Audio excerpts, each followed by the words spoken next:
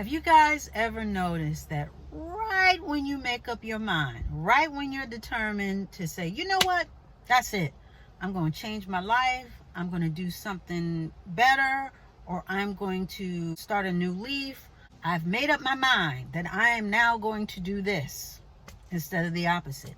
That's when the test comes. That's when you're challenged. That's when things start to happen to sort of test your words and see if you about that life. You know, my last video, I was talking about anger, and I don't really have an issue with anger. I've learned and compiled different tools to help me, help me navigate and not have anger take me over. Well, honey, let me tell you, I was tested. It seemed like as soon as I put that video out, that's when people started acting crazy around me. Okay, so I'm just going to give you one example, just one quick example. So the other day, I was in Trader Joe's. Okay, now I have been running around. I went to go pick up something for my little doggies, some cookies and this and that, so forth and so on. And while I did that, I picked up some ice cream for myself. Okay, I like ice cream. Anyway, so it's kind of warm out here. I got in the back. And so I wanted to run into Trader Joe's. And just pick up this pizza that they got. Honey, they got this pizza. It's a truffle pizza. It's really a flatbread, but it's a pizza with the cheese and it's amazing. Okay, but I digress. So anyway, I went in there to get the pizza and some arugula to sprinkle on top. Oh, best combination ever. Okay, back to the store. So I went in there, and as I'm even going in, there's a woman in front of me, and she was dressed nice, whatever, but she was walking kind of slow. I'm in a hurry. I got ice cream in the back of my car, and I don't like soft ice cream, okay? If I buy it hard, I like brick hard ice cream. That's just me. I'm just saying. So I'm on a time clock. So I sort of go around her, I wasn't rude, just went around her, let her do her thing. And so I grabbed up the pizza. They had the pizza. So I grabbed that. Grab my arugula, and then I go into the line. Now, I don't know if you've ever been in Trader Joe's, but they don't have traditional lines. They just have the counters. And people, just being courteous, you stand, and especially now with everything going on, you want to be 6 feet from the person in front of you, and you just sort of stand in line where the cashier is, if that makes any sense. There's no set aisle for the checkout register. It's sort of just the register, and then you just sort of line up, wherever you want to be. So that's what I did. I stood, and there was one register on my right hand side and one on the left. So I sort of stood towards the left because that seemed to you only had one customer, and they seemed to be almost done. So I'm not thinking too much of it. I'm waiting for a woman to finish her transaction so I can step up. Like I said, it was 6 feet behind. So anyway, all of a sudden, the same woman that I was stuck behind when I was coming into the store, I see her sort of out in the corner of my eye, and she sort of rushes forward, goes around me, not past me, but goes around me, gets in front and starts handing her stuff to the cashier. So immediately I said, oh, wait a minute, I'm standing here, I didn't say it in a mean way. I didn't yell. I didn't act crazy. I just stated the facts. Hey, I'm standing here. I'm waiting online. She said, oh, well, you were just standing there. And, I didn't know what you were doing. And I said, it's okay. It's a misunderstanding. It's okay, but I've been standing here. And then the cashier leans over because I guess she didn't see me because, whatever was going on with the station, it blocked her view of me. So she apologized. Now, the cashier apologized. She said, oh, I'm sorry, I didn't see you standing there. It's okay. And she gave the woman back her stuff and started to take mine. So I was fine with that. Mistakes happen. So I then proceeded to go towards the cashier with my stuff and give her my stuff. So the woman, I guess she was a little upset. And she said, well, you were standing all the way back here and da-da-da. And I said, no, well, I'm giving the woman, the other customer, space. I'm standing back here to give them space. And I'm thinking, yeah, 6 feet. And so she was like, well, I didn't know. I said, it's okay. It's okay. It's a misunderstanding. Now I'm thinking this is done. I already said it's a misunderstanding. I already acquiesced and said, hey, mistakes happen. Let's move on. Well, honey, let me tell you, this woman would not let it go. She then proceeded to say, oh, well, you should have, and then I didn't hear the rest of it. Well, you should have been standing or whatever, and I didn't hear the rest. So I turned around and I said, excuse me, what did you say? And so she's like, oh, well, you were standing there, you were doing this. And she made this motion like I was in between the aisles, like, I don't know what I'm doing. I don't know where I'm going. And I looked at her and I just flagged her. I did flag her. I said, I didn't do all that. Nope, I didn't do that. Okay. And I proceeded to, have my stuff rung by the cashier. But she would not let it go. I mean, she kept jibber jabbering until the other cashier called her forward. So while my stuff is getting rung up, the cashier apologizes again. They packed my stuff, and as I'm about to leave, right before I leave, she said, and I want to thank you for understanding, basically. She said, I want to thank you for your response to that because I really didn't see you. You're so petite, I didn't even see you. And I looked her right in her eye, and I said, you know what? Mistakes happen. It's okay. I said, I'm fine. It's okay. It was a misunderstanding. Those things happen. And she said, yes, they do, but I guess the cashier felt bad. So I just told her, it's okay. You have a nice day. And I walked out.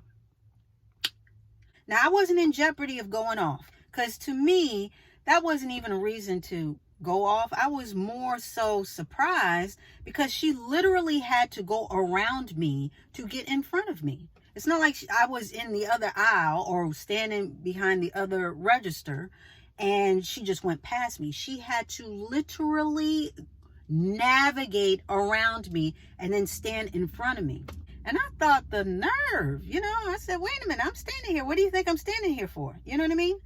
And furthermore, when she was doing all this and making it seem like I was just so indecisive, to me, still that didn't make any sense because obviously, number one, you saw me. Number two, you knew that I was in some line. And if you didn't know what line I was in, number three, why not ask? I do that all the time. When people are standing somewhere and I don't know if they're being waited on or if they're, what line they're in, I'll say, excuse me, are you in this line? Are you being helped or whatever?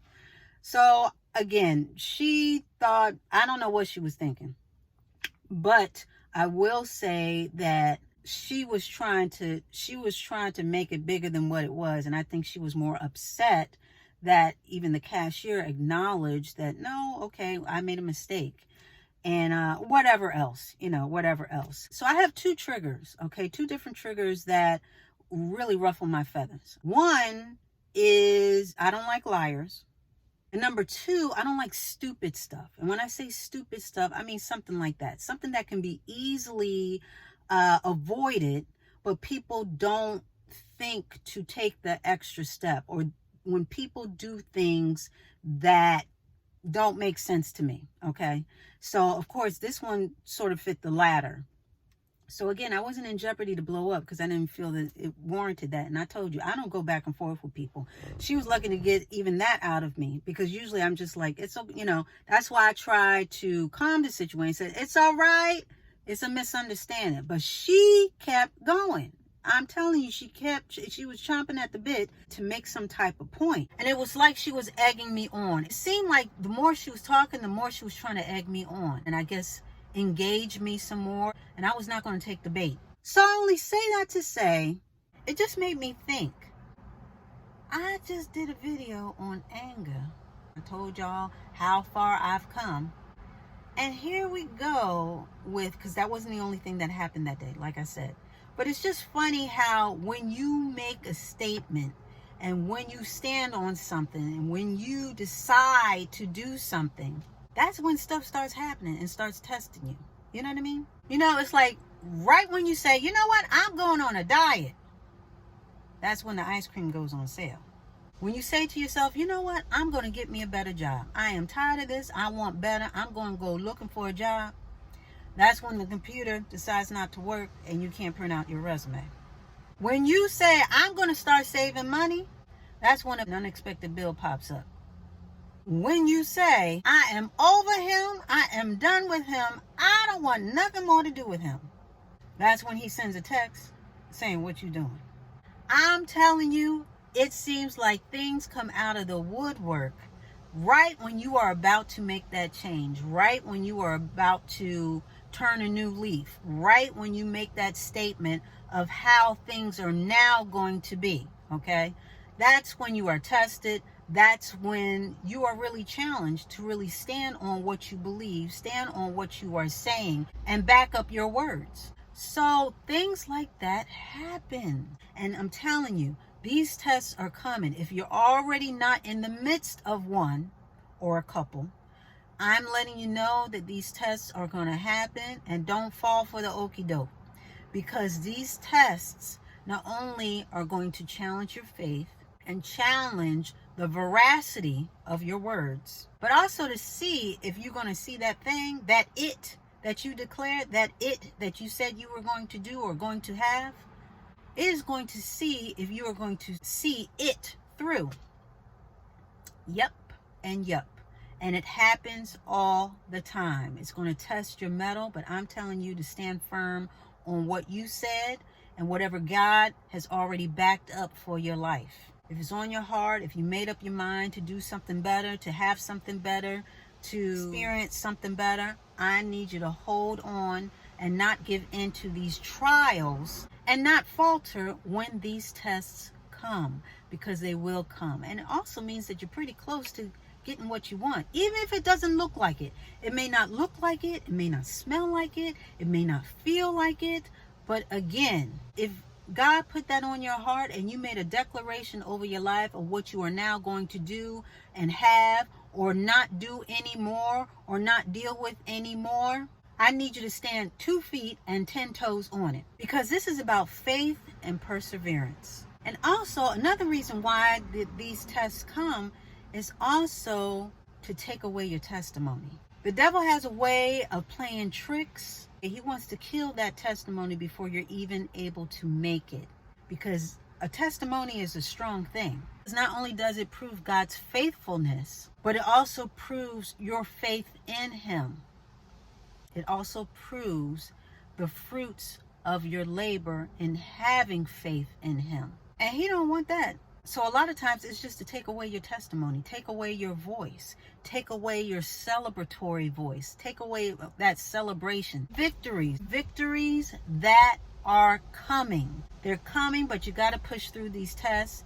And passing the test is just pushing through it. But those tests are they're going to happen. They're going to pop up when you least expect it. But a lot of them, you're going to see them coming. You're going to see them coming. You're going to read the Matrix. Okay, you're going to see the Matrix and the coding on the wall. You're going to see it coming. So I'm just letting you know to be prepared. Okay, be prepared for the test and know that this is not a thing to stop you, but to get through. And as long as you know what you know and God put that in your heart, he's going to back that thing up. He's going to back it up and make sure you have the armor and the tools to pass the test. But you got to do your work. You got to stand on what you said and what you have proclaimed over your life and be about that life. Okay? Don't let anything weaken your testimony, because you got a testimony coming. Well, I know we have a lot already, but you got another one coming, okay? And another one, and another one, okay? Because we're all about win, win, win, win, win. So I just wanted to come in here and share that little tidbit with you. That is your assignment for this week. Don't let anything and nothing knock you off your square. But the test is coming. Recognize it for what it is. Be prepared for it. And arm yourself to pass the test. Because we got things to do. We got things to do. With every test that you pass, you are building your testimony. You are building your story. You are building your success story. You got a testimony that's on the horizon. So let's have it. And with that, we are going to put a button on it.